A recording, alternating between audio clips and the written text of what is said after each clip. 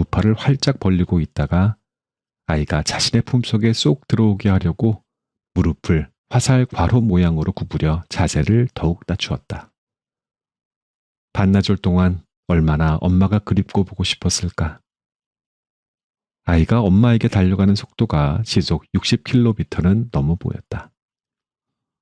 기쁨 조절에 실패한 아이가 엄마의 품으로 돌진해 충돌하는 순간 나는 반사적으로 브레이크를 밟았다. 아이를 껴안고 엄마가 발라당 뒤로 넘어갔다. 드러누운 채 엄마가 까르르 웃고 엄마 품에 안긴 채 아이가 까르르 웃었다. 봄날이었고 도시 외곽의 학교 앞이었고 안전지대였다. 형이 전화에 대고 가라앉은 목소리로 말했다. 아무래도 더 견디기 힘드실 것 같다고. 나는 어머니가 입원해 있는 요양병원으로 서둘러 출발했다. 아침 일찍 차를 몰았는데 도착했을 때에는 점심시간이 훌쩍 지나 있었다. 어머니와 나 사이가 아득하게 느껴져서 가는 내내 서러웠다. 나를 알아보지 못하는 어머니는 앙상한 나뭇가지처럼 누워서 눈을 깜빡거렸다. 어머니의 손을 만지자 물기 없는 피부에서 낙엽 부서지는 소리가 났다. 나는 어머니 등 뒤로 조심스럽게 팔을 넣어 끌어안았다. 마지막으로 엄마 품에 안겨보고 싶었는데, 마지막으로 어리광을 피워보고 싶었는데, 마지막으로 사는 일에 고달픔을 일러 바치고 싶었는데, 한없이 가벼워진 어머니를 가만히 껴안아주는 것으로 그 모든 희망을 가름했다. 병원 앞 화단에 코스모스와 쑥부쟁이가 하늘하늘 피어서 무심히 흔들리는 무렵이었다. 나는 인류가 직립을 선택한 이유가 껴안기 위해서라고 추정한다. 네 발로 기어다닐 때에는 서로 머리를 맞대거나 몸을 비비거나 귓볼을 깨무는 방식으로 애정 표현을 했을 것이다. 조상 중에 누군가는 그 정도로는 양에 차지 않았던 모양이다. 두 다리로 버티고 서서 두 팔로 감싸 안는 표현 방식을 상상했을 그는 오랜 쓰러짐의 반복 끝에 마침내 일어섰고 마침내 껴안았다. 직립은 체온을 가진 인간의 몸을 끌어안기 위해 인류가 창안한 지상 최대의 발명품이다. 사람이 안으면 무엇이든 사랑이 된다. 아기를 안고 강아지를 안고 병자를 안으면 안긴 것들은 사랑의 존재가 된다. 두 팔을 한껏 벌렸다가 대상을 감싸 안으며 오므릴 때 그것은 하트 형태가 된다. 인류는 사랑의 근원지를 심장으로 상정했고 심실의 모양을 두 팔로 혹은 두 손으로 형상화했는데 이 상징이 사랑한다는 의미로 날리는 하트의 기원이다. 껴안는 동작이 심장을 상징하고 모방했다는 나의 추론은 근거가 있다. 껴안는다는 것은 서로의 심장을 맞댄다는 것이다. 맞대면 왼쪽 가슴의 심장이 서로의 오른쪽 가슴에 포개어지는데 이로써 하나의 가슴 안에 두 개의 심장이 완전하게 박동하게 된다. 심장의 두근거림이 서로의 몸통을 휘저으며 공명한다. 얼마나 큰 울림과 떨림이 척추뼈와 두개골을 난타하겠는가. 혼미해져 정신을 잃기도 하는데 이것은 흔히 나타나는 전형적인 사랑의 증상이다. 다가가는 것은 마음이 열려 있다는 뜻이고 껴안는 것은 사랑의 존재로 인정한다는 뜻이다. 좋아하는 감정을 표현하고 싶을 때, 용서해주고 싶을 때, 위로를 건네고 싶을 때, 그리웠다고 말하고 싶을 때, 다정해지고 싶을 때 우리는 서로를 껴안는다. 껴안아 보면 놀랍게도 중요한 삶의 진실 하나를 알게 된다. 존재의 목적, 존재의 이유, 존재의 의미라고 말할 때 그 말들 사이에 끼어있는 조사 의가 사라지고 앞체언과 뒤체언의 구분이 사라진다. 존재가 목적이고 존재가 이유이고 존재가 의미가 된다. 껴안으면 존재가 품고 있는 원래의 존재 자체로 회귀한다. 아주 보통의 하루가 저물어 간다. 출근할 때 집에서 채워온 기름이 바닥나려고 한다. 집에 갈 때까지 남은 온기가 간당간당하다. 나는 퇴근하기 전에 두 팔을 벌려 내 몸을 꽉 껴안아준다. 오늘도 수고했고 무사했고 괜찮았다.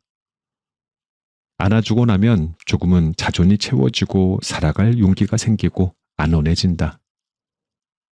내가 아는 유일한 삶의 길은 보통의 존재가 보통의 하루를 그날그날 껴안아주는 방법뿐이다.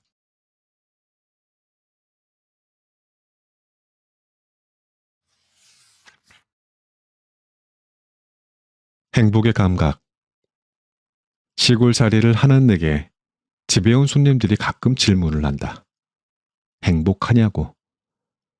나는 깊이 있게 생각하지 않고 그렇다고 대답한다. 대체로 행복한 것 같으니까. 그런데 사랑하는 사람이 나에게 불쑥 행복을 물어오는 때가 있다. 이것은 불심 검문것 같아서 나는 쉽게 대답을 하지 못하고 머뭇댄다. 내 행복이 그 사람의 행복과 긴밀하게 연결되어 있기 때문이다. 나는 행복하지 않은데 당신은 행복한가를 따져 묻는 것인가 싶어 바삐 머리를 굴리느라 연기가 난다. 나는 안다. 상대에게 행복의 안부를 묻는다는 건 자기의 행복을 얘기하고 싶다는 뜻이고, 혹은 행복해지기 위해서 대화가 필요하다는 뜻이다. 행복은 지극히 관념적이고 주관적이라서 각자의 개념 정의가 다르다. 어떤 이는 욕구가 해소된 상태를 말하고 어떤 이는 좋은 기분이나 감정을 말한다. 어떤 이는 이익을 말하고 어떤 이는 이타심을 말하기도 한다. 행복을 질문받으면 얼마나 행복한가가 아니라 행복이란 무엇인가에 대해 곰곰 생각해 보는 기회를 갖게 된다. 우리는 행복을 새삼 정의해 보고 행복의 조건을 따져보고 행복의 상투성을 해체해 보면서 조금 더 행복의 실체에 가까워진다. 그것만으로도 충분히 기억해 둘 만한 행복의 체험, 행복의 감각에 이른다. 어떤 질문에는 질문하는 사람의 서사가 들어있다. 그것은 질문이라기보다 응답이라서 호응으로 맞받아 주어야 한다. 사랑하는 사람의 질문들. 지금 행복해? 얼마나 사랑해? 원하는 게 있어? 이러한 질문은 단순한 질문이 아니라 이행해야 할 구체적인 행동 지침인 경우가 많다. 나는 사랑하는 이의 불심 검문에 대해 대답하고 이 글을 마치려 한다. 나는 어쩔 수 없이 빠져나갈 뒷문이 있는 대답을 하는 수밖에 없다. 나 행복하지 않은 것 같아. 약간 어두운 표정으로 말하면서 상대의 반응을 본다. 걱정하는 기색으로 왜 행복하지 않은지 물어오면 내가 준비한 다음 대답은 이거다. 당신이 행복해 보이지 않는데 내가 어떻게 혼자 행복하겠어? 그 사람이 화들짝 놀라며 아니라고 나는 행복한다고 말하면 그때 홀가분한 표정으로 말하면 된다. 아, 다행이다. 나도 이제 마음 놓고 행복해도 되겠다. 그러니까 행복에 관한 나의 전략적인 관점은 이것이다. 혼자서는 그 누구도 행복할 수 없다는 것. 이타적일수록 행복은 풍요해지고 타인의 행복은 나를 이롭게 한다는 것.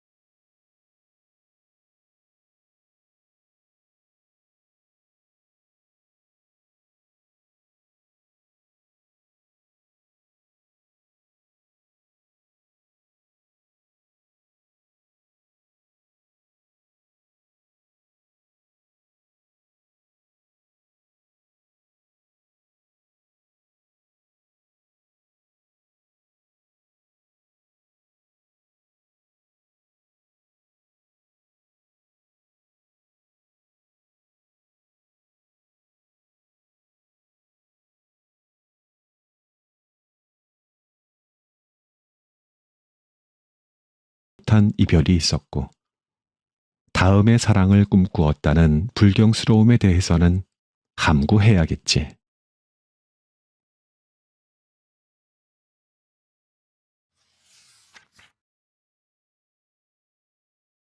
꽃나무를 태우며 아침에는 늦가을에 가지치기를 해둔 꽃나무를 태웠다. 능소화, 불두화, 목수국, 좀작살나무 등속이다. 죽어서도 다시 염염한 불꽃으로 피어나는 꽃나무를 보면서 그 사람을 떠올린다. 내게 와서 꽃 한 번 피워보지 못하고 저버린 사람. 내가 한 사랑도 그랬겠지. 누군가에게 가서 기억조차 남기지 못하고 쓰러져 갔겠지. 혼자만의 연모와 소망과 절망으로 죽어간 무수한 미생의 사랑들. 기실 사람도 매일 죽고 매일 다시 살아나 꽃을 피운다. 아침에 깨어나면 어제의 공기는 흩어지고 없다. 그러니 내게 와서 꽃 피우지 못했다고 안타까워할 일도 미안해할 일도 아니다. 그 사람에게 나는 단지 하나의 계절에 지나지 않았을 것이다. 내가 살아가듯이 그 사람도 오늘의 공기를 마시고 살아갈 것이다. 삶은 그렇게 자신이 차지한 시간의 울타리 안에서 피고 지고 할 것이다. 불꽃에서 꽃의 그림자가 어룽댄다. 피우지 못한 꽃이 타는 게 아니라 꽃을 피운 나무로 살았으므로 기꺼이 분신한다. 당면한 오늘을 사랑하고 산화하는 저 꽃의 생애들.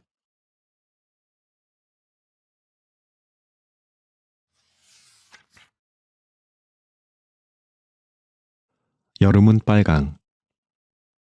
사랑의 색은 잘 번진다. 새 봄에 피는 꽃들은 분홍이 대세다. 사랑이 시작될 때 10중 8구 그 마음에 사용되는 물감은 분홍이다. 이 분홍의 꽃들은 새잎이 나오기 전에 먼저 마음을 홀린다. 빨강으로 짙게 피려면 잎이 나오기를 기다려야 한다. 햇볕을 더 모아야 빨강을 얻을 수 있다. 내가 관찰한 바로는 잎이 먼저 피어서 광합성을 충분히 한 다음 빛을 응축해서 본색을 드러낸다. 동백이 그렇고 영산홍이 그렇고 모란이 그렇고 배롱나무가 그렇다. 불금은 사랑의 농밀하고 치명적인 속성을 그대로 반영한다. 레드는 정점이고 열정적인 사랑을 의미하지만 그만큼 위험하고 곧 결별이 닥쳐도 멈출 수 없는 극한 정황을 상정한다. 그래서 여름꽃들은 붉은색을 선호한다. 초원으로 간 사람에게 여름은 초록색이고 바다로 간 사람에게 여름은 파랑이겠지만 나에게 여름은 영락없이 빨강이다. 증명할 수 있다. 내 마음을 자르면 수박의 단면처럼 붉은 즙이 흘러서 너에게 스며들 것이다.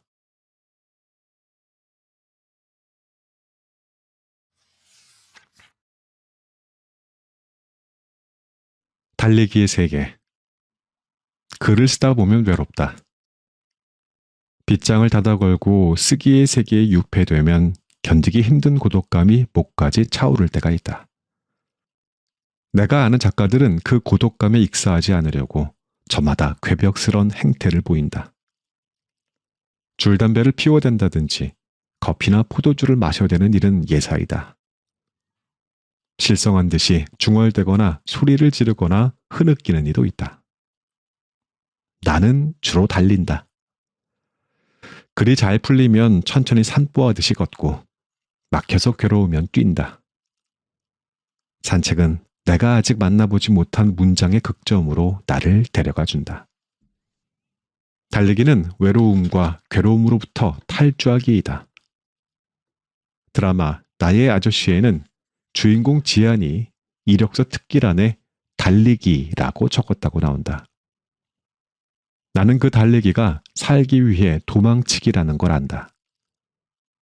내가 아직도 글을 쓰고 있는 건 잘 도망쳐서 살아남은 덕분이다. 사람들은 살을 빼려고, 체력을 기르려고, 건강하게 살려고 갖가지 이유로 달린다. 나는 죽지 않으려고 달린다. 글을 쓰지 않을 때에도 외로우면 달린다. 외로움은 인간 모두의 디폴트 옵션이라서 외로움을 회피하는 갖가지 방법들과 상품들이 개발됐다.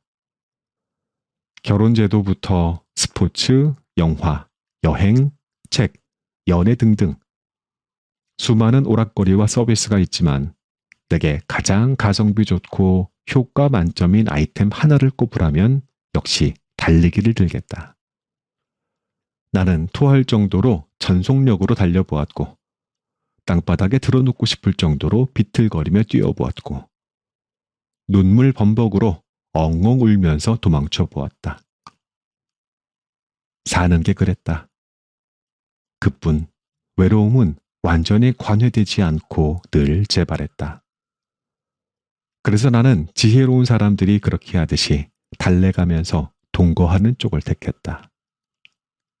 싱싱한 노인은 한순간에 가고 골골한 노인은 질기게 버틴다는 속설처럼 외로움도 약이라는 믿음으로 생각해보면 글쓰기도 달리기도 도망치기도 이 모든 것이 다 외로움이 협박해서 하는 짓들이다.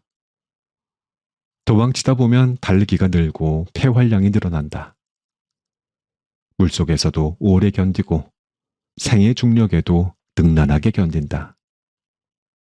쓰는 일이란 참 고맙고 밉고 징글징글하다. 나는 좋겠다.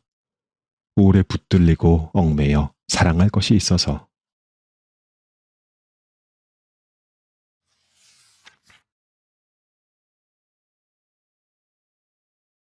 그리운 생각을 곁에 둘 것. 1년에 두어 번이나 될까 아주 드문드문 안부를 주고받는 친구가 있다. 학창시절엔 둘도 없는 친구였는데 470km가 넘는 물리적인 거리가 우리 사이를 희미한 옛 추억의 그림자로 만들었다. 그래도 신변의 변동이 있거나 하면 서로에게 꾸준히 알린다. 잘 됐구나. 정말 축하한다. 기쁜 소식 전해줘서 고맙다. 멀리 있어도 어떻게 살아가고 있는지 알고나 지내자. 친구의 승진 문자를 받고 답글을 보냈다. 망각이 언제 우리 사이를 덮칠지 모르지만 지지 말고 안부를 전하자고. 내가 그렇게 하듯이 나도 내 생각을 항상 곁에 두고 있다고. 그리워하고 있다고. 글쓰기 책에 대부분 이렇게 나와 있다. 글을 쓰고 싶거든 항상 메모지를 곁에 두라고. 허허로운 말이다. 실상 못 쓰는 사람은 메모지가 없어서 못 쓰는 게 아니라 생각이 곁에 없어서 못 쓰는 것이다. 메모지가 아니라 곁에 둬야 할 건 생각이라는 녀석이다. 그 생각 중에 하나가 그리움이다. 그리운 생각이 없는 상태를 나는 외로움이라고 부른다. 그리우면 편지라도 쓰고 전화라도 하고 소설책이라도 읽지만 외로우면 술 마시고 싸돌아다니고 방구석이 엉망진창이 된다. 그리움은 수증기 같아서 마음을 촉촉하게 만들지만 외로움은 갈증 같아서 삶의 수분을 빼앗아 말라 죽게 만든다. 그러니 메모지 말고 그리운 생각을 곁에 두어야 한다. 그리워하고 있다고 안부를 전해야 한다. 마음을 실어 편지라도 보내야 한다. 글쓰기를 하려는 사람에게 나는 가장 먼저 편지 쓰기를 권한다. 편지는 타인과 나를 동시에 관찰하는 생각 훈련법이다. 편지를 쓰는 일만큼 좋은 글쓰기 훈련은 없다. 편지는 그리움의 시학이고 인간관계학이고 문학의 정점이라고 나는 믿는다.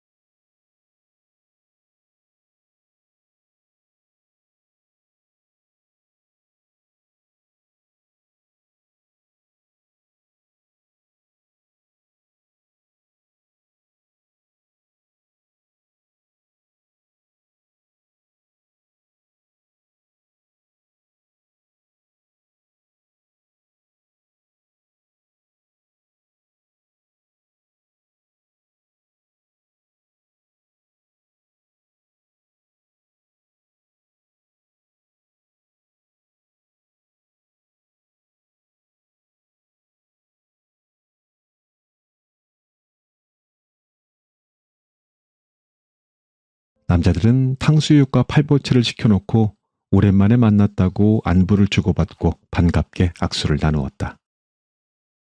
네 남자는 직업이며 나이며 종교며 취향이 다르다. 술은 거의 마시지 않고 서로를 깊이 알지 못하는데 대화를 시작하면 밤을 새우기 일수다. 이상한 조합인데 좌장격인 K가 주선에서 함께 모여 여행도 다니고 격이 없이 떠들며 논다. 이날은 내가 토론 주제를 테이블 위에 꺼내놓았다. 요즘 제가 좀 어려운 질문을 붙들고 있습니다. 어른이란 무엇인가 하는 물음인데요. 도대체 어떠한 사람을 어른이라고 말하는 걸까요? 우리는 어떻게 어른이 되는 걸까요? 엘은 진주의 한의사 김장하 선생 얘기를 꺼냈다. 얼마 전 그분의 삶을 반추한 다큐멘터리 영화 어른 김장하가 방영돼 관객들을 숙연하게 만들었다. 엘은 어른이란 성찰하는 사람이 아닐까 생각한다고 말했다. 그런 사람은 겸손하고 경청할 줄 아는 사람일 거라고도 말했다. Y는 어리 깬 사람이 어른일 거라고 말했다. 자신이 누군지 알고 싶어 하는 사람, 어떠한 삶이 옳은지 갈등하는 사람이 어른일 거라고 말했다. K는 나를 도와줄 사람이 없을 때를 알면 그때부터 어른이라고 말했다. 자신이 자신을 책임지게 될 때, 외로움의 무게를 지게 될 때, 비로소 어른이 되는 거라고 했다. 우리는 서로의 생각을 들으며 다시 의견을 보탰다. 누군가는 어른이란 꼭 무엇이어야 한다고 틀을 지우는 게 싫다고 했고, 그래서 철들지 않은 상태로 살 수 있다면 그것도 좋지 않을까 생각한다고 말했다. 누군가는 멋진 말을 했다.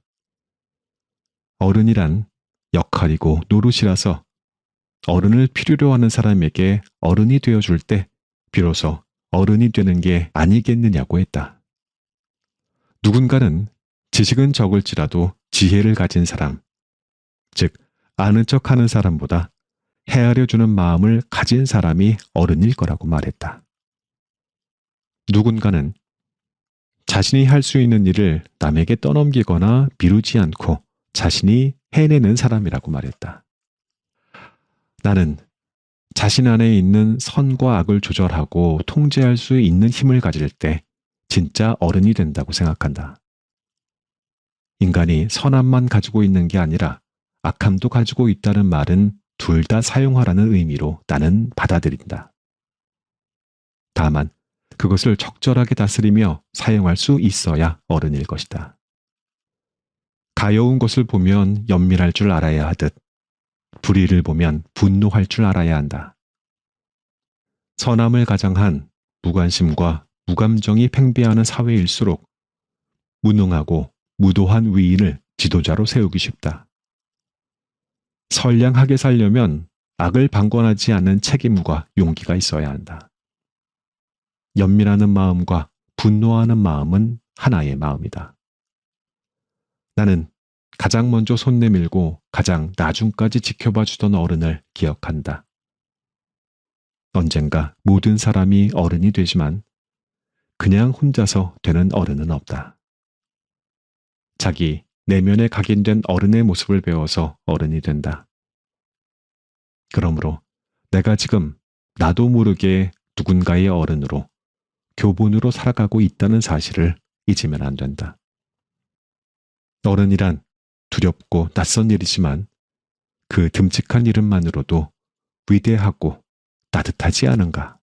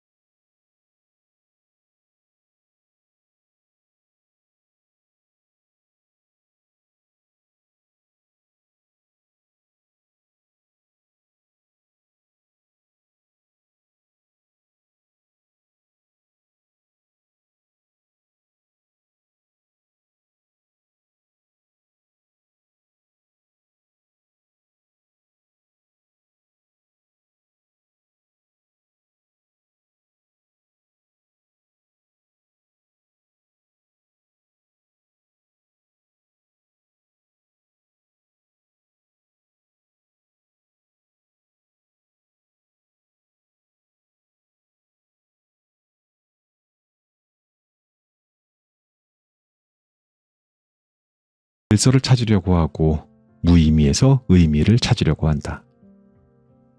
그렇게 애써 찾아낸 질서를 허물어뜨리고 그렇게 애써 발견한 의미를 부순다.